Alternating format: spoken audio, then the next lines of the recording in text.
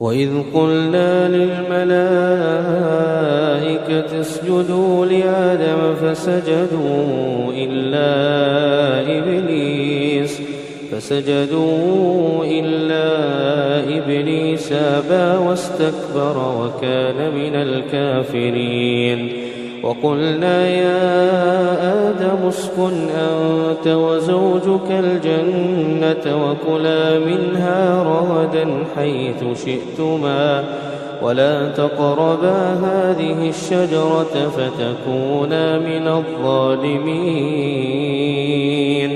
فأزلهما الشيطان عنها فأخرجهما مما كانا فيه.